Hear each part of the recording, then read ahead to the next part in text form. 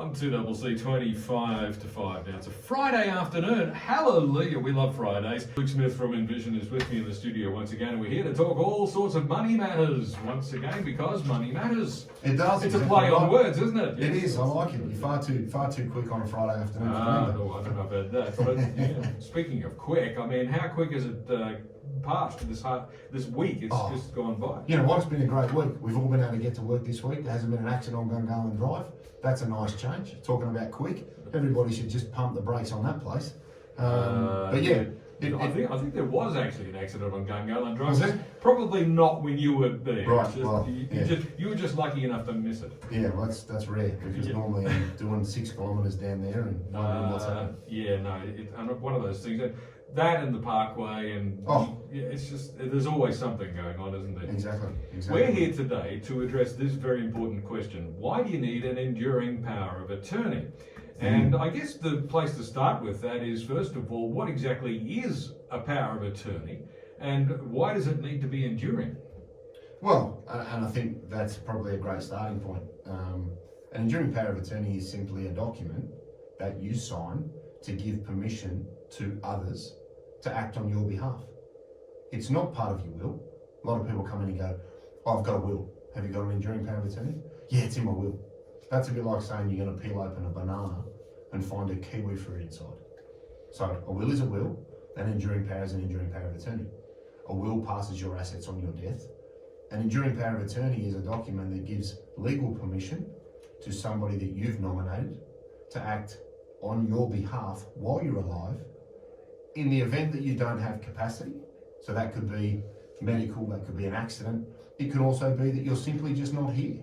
So one of the examples that I use regularly is if the phone at home is in my name, for example, and my wife is busting to ring Telstra and absolutely give it to them for something stupid, they won't talk to my wife because the phone's in my name. But she can send an enduring power of attorney to Telstra and then have free rein to give it to them as hard as she wants. It could also allow parents to give access to a bank account if you're travelling. If something needs to be done, you could give access to a bank account that your kids could draw money from for A, B and C. And that was a situation for me when I was younger because my parents worked overseas for a number of years and we had an enduring power of attorney in place that allowed us to go into the bank and sign and take money out of our parents' account because they just weren't here to do it. So it's not that it has to be as a result of just losing capacity. It's something that I think is a very flexible and very powerful document that I would always rather people have and not need than need and not have. Always the way, isn't it? Yeah. I guess it's important to point out that there's a regular power of attorney and there's an enduring power of attorney. Yes. And the regular one is not enduring. Exactly. So the point of an enduring power of attorney is what? Well, it's think about it like the top of the Pops Ferrari. It's got all the bells and whistles, all the features. And then Ferrari might have a couple of other models that don't have all the bells and whistles and you don't need all the features. An enduring power of attorney just covers everything. You can have a financial power of attorney, you can have a medical power of attorney. In different states, it may be called different things. You may need to consider guardianship under a separate document. And that's where getting great legal advice is hugely important in this space because this isn't my wheelhouse, but it's something that I endure to make sure people actually have and make them aware of the power of it because I often say to people, have you got one of these? Oh, we've been meaning to do that since the kids were born. Oh, how old are the kids? Oh, they're 40. Yes. You know, and I guess I've got an obligation to make sure that in the event that they need to take their money out of super, for example, being married means nothing in the eyes of the law. So a super fund is not going to allow a spouse to sign a withdrawal form for their partner without providing an enduring power of attorney because being married means nothing under the SIS Act in relation to flexibility or control over your assets. Now, I have spent a lot of time hanging around with lawyers. And the reason it's called an enduring power of attorney is because it endures even after you cease to have capacity, whereas a regular power of attorney does not. There we go. You see? Love and that's why it's important to have the enduring one because you're planning for that time in your life when maybe you can't make decisions for yourself. Yeah, and that for me is always the starting point. The other thing I stress here is This is not a document for old people. And no offence to old people listening, but it's not a document. It is a document for old people, but not only old people, it's for everybody. And that's exactly what I was trying to articulate is I have people come in and I say, oh, have you got power of attorney? Oh, I have it for my mum. I have it for my dad. Yeah, but do you have it for each other? Oh, no. Because of that assumption that you only need it when you're old. For exactly the examples I've just given, everybody should have one. And I liken it, again, it's probably a bad analogy, but a lot of the lads that come into my office understand this. I refer to it as a legal mobile phone, just to be a little tongue-in-cheek and not to discount the severity of, the need for this thing. But if you've just played golf and you're 6 beers deep and your wife rings and says, can you come home? You just want to drop your phone in your beer. But if you run out of petrol and you ring your wife or your partner and say, hey, can you come and bring me some fuel? You're really glad you've got a mobile phone. This is exactly that from a legal standpoint. If something bad's happened and they're rushing you into hospital and say, oh, we need to perform this operation, can you sign for your husband? Sure, no dramas. Now, you can still choose to say no, depends how much you love your husband, right? That's fine. But you'd rather be able to use that document and have it in a drawer than be rushing under a time of existing duress to then have to make decisions. And that's the thing about an enduring power of attorney. If you've already lost your capacity to be responsible for your own decisions, it's too late. Correct. Because you can't sign the enduring power of attorney. And the reason that it's something that's appropriate for everybody at every age is because you might have a road accident tomorrow. You don't know that's going to happen. You can't plan for it, but you can be prepared for it by having the enduring power of attorney in place to make sure there is somebody there who can manage affairs on your behalf if you should suffer the worst. And that's exactly why I sort of stress or inquire into its existence, because it's something that I find a lot of people are meaning to get to. I find a lot of people as well don't know where to go to get it, and don't understand how you get it and what's involved. Now, you need to be over the age of 18 to accept that power of attorney. You can't give that power to minors. So not only do you have to give that power of attorney to somebody, they need to sign and accept it. And that's the creation of the document that brings that power to life. And that needs to be done by a family solicitor. I understand in some situations that a justice of the peace can sign. There is a off-the-shelf version of a power of attorney. So if you cannot get to a family lawyer to get that done, there is an off-the-shelf version of this. Now, I don't know where to get it, but probably any law society website will be able to tell you where to go. Best to consult a lawyer if you can. And that's what I mean. So if you absolutely can't, something is generally better than nothing. Yes. You also need to make sure that you consider interstate issues. Does my power of attorney apply Australia-wide? Yeah. Because we live in a country where we've got little countries inside a country. And Queensland has different laws to New South Wales, that has different laws to Adelaide, West Australia, etc., etc. So again, great legal advice can ensure that it's worded in a way that would be applicable, because if you have assets in New South Wales, an investment property in Queensland, a beach house in Adelaide, and shares registered in Melbourne, you want to make sure that you have control over all of those things. Because for me, as an advisor, having liquidity all of the time is vitally important when you've retired and you need to fund your life, have access to funds, buy and sell things. And having an enduring power of attorney is good, because I don't always see people come in with jointly owned assets all the time. He might come in and own a house, she might come in and own a house, and because it's individually owned, being in a partnership, being in a marriage, being de facto, doesn't give you legal permission to sign for the other person. So this is a great example of where an enduring power of attorney is great, because if you did need to sell a house, for example, to pay for medical treatment, put you into a nursing home, put you into a care facility, to do anything you need to do, and that person can't sign for themselves, you've got a huge headache that you can avoid very easily by having a document like this. Pull it out, sign for that individual, sell a house, get the cash, give them the medical care that they need, buy them the amendments or the renovation to the house because you need ramps and bars and whatever it may be, right down to a simple, I need $50,000 out of his or her super fund. Okay, you can sign an enduring power of attorney to pull that money out where the member of the fund can't. Again, we're just trying to ensure as much liquidity and simplicity, generally at a time where you are already under huge amounts of duress and pressure because of events like you said before. You've had a car accident, completely out of your control, completely unplanned for, but you need to be able to react and be nimble. And that's why I think this is a very, very powerful topic that a lot of people should sort out and have, leave in a drawer and never need, but know that they have it just in case.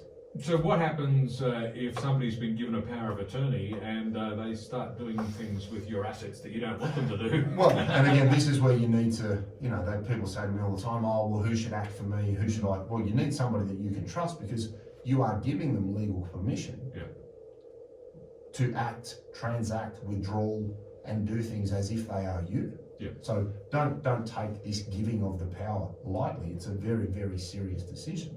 Because you're right, they could walk into a bank, sign a withdrawal form, produce that power of attorney, and they actually haven't, again, I'm not a lawyer, but I wouldn't see that they've done anything wrong where they have that permission. Yeah.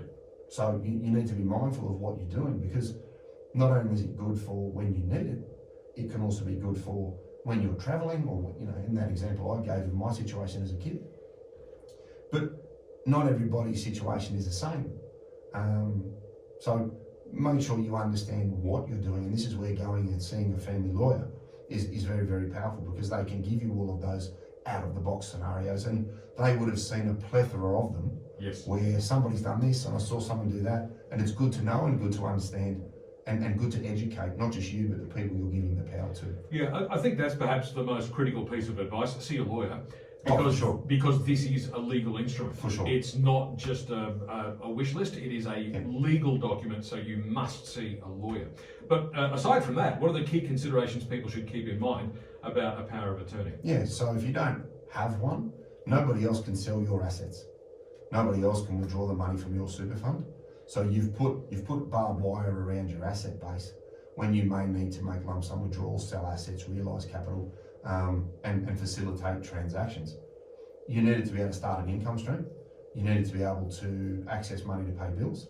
You need to be able to use it in some situations to gather information. You might just want to ring up and find out about something in somebody's name, a partner, for example, and without giving out that document, people won't give you that permission or grant you that authority to collect the data that you need. I think it's also very important that you need to be over 18 to accept that power of attorney and to give it. So, you're not giving it to children that can be, 15 turning 6 or, well, that's actually probably the new 35 is 18, but, that's a topic for another show.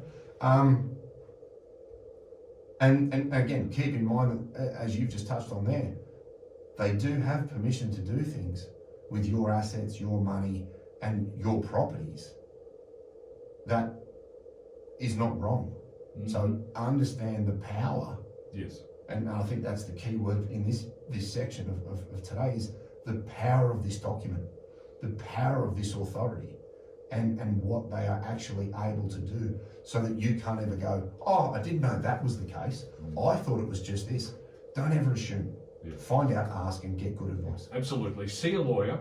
Yeah. And if you make a choice to grant an enduring power of attorney, make sure it is an individual whom you absolutely trust. Yeah, and the other thing is, as well, people may not realise is, you can give different permissions to different people. Yes. You might have 2 kids.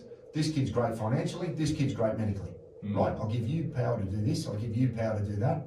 Because if I get it the other way around, I could be in trouble. So you can also allocate those powers. And again, get great advice, it'll make a lot of difference. Absolutely. Luke Smith from Envision Financial is with me in the studio. Today we're talking about why you need an enduring power of attorney. It's 10 to 5 now, back with more in just a moment.